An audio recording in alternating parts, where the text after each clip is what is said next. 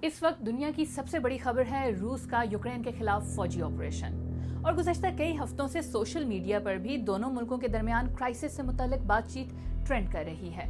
تو ہم نے سوچا کہ آپ کو بتائیں کہ ان دونوں ملکوں کے درمیان مسئلہ آخر ہے کیا، لیکن اس سے پہلے یہ جانتے ہیں کہ یوکرین کہاں ہے۔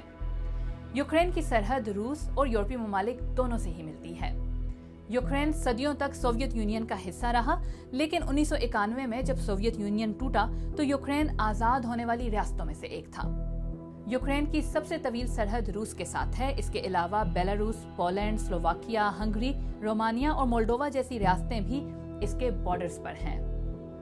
یوکرین کی آبادی 44 ملین ہے اور روس کی آبادی 144 ملین۔ روس خطے کا رقبے کے لحاظ سے سب سے بڑا، جبکہ یوکرین دوسرا بڑا ملک ہے۔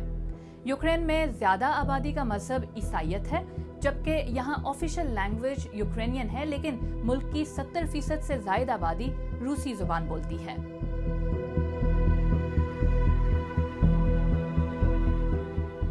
یہ بات ہے 2014 کی، جب یوکرین کے مختلف علاقوں میں صدر کے خلاف بڑے پیمانے پر اس وقت مظاہرے شروع ہوئے جب روسی نواز صدر نے یورپی اتحاد کا حصہ بننے کے معاہدے کو ماسکو کے قریب آنے کی خاطر رد کر دیا۔ ان پروٹیسٹس کی وجہ سے صدر کو اپنا عہدہ چھوڑنا پڑا۔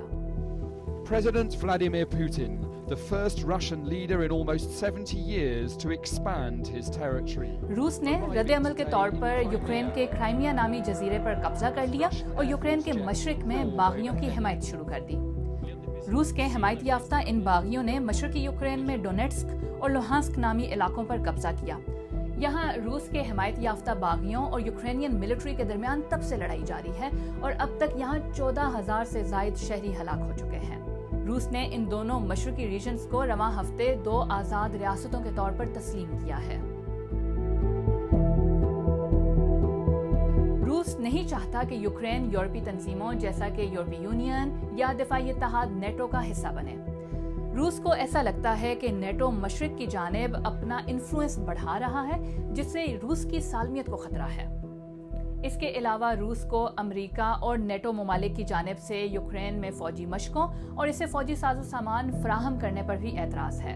اب روس نے یہ ضمانت مانگی ہے کہ یوکرین نیٹو کا حصہ نہیں بنے گا۔ دوسری جانب نیٹو اور یورپی یونین کے لیے یہ تمام نان سٹارٹرز ہیں، اور یہی وجہ ہے کہ گزشتہ کئی ہفتوں سے ڈیڈ لاک چل رہا تھا۔ اس دوران روس نے یوکرین کے بارڈر پر اپنے 2 لاکھ سے زائد فوجی جمع کر لیے۔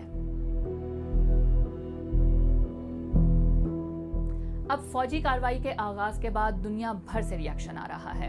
روس پر پابندیاں عائد کی جا رہی ہیں، اور ہم آپ جیسے عام شہری یہ سوال کر رہے ہیں کہ کیا اب ورلڈ وار 3 شروع ہو سکتی ہے؟ تو اس کا جواب ہے نہیں۔ یوکرین کے حالات کتنے ہی خراب کیوں نہ ہو جائیں، فی الحال تیسری عالمی جنگ کا کوئی خطرہ نہیں ہے۔ یوکرین نیٹو کا حصہ بننا تو چاہتا ہے، لیکن بنا نہیں ہے۔ اس لیے فوجی اتحاد نیٹو کی جانب سے روس کے خلاف اس وقت تک کارروائی نہیں ہو سکتی جب تک کہ روس نیٹو ہی کے کسی رکن ملک پر حملہ نہ کر دے۔ تاہم یہ خطہ اب کشیدگی میں گھر چکا ہے اور حالات تیزی سے تبدیل ہو رہے ہیں۔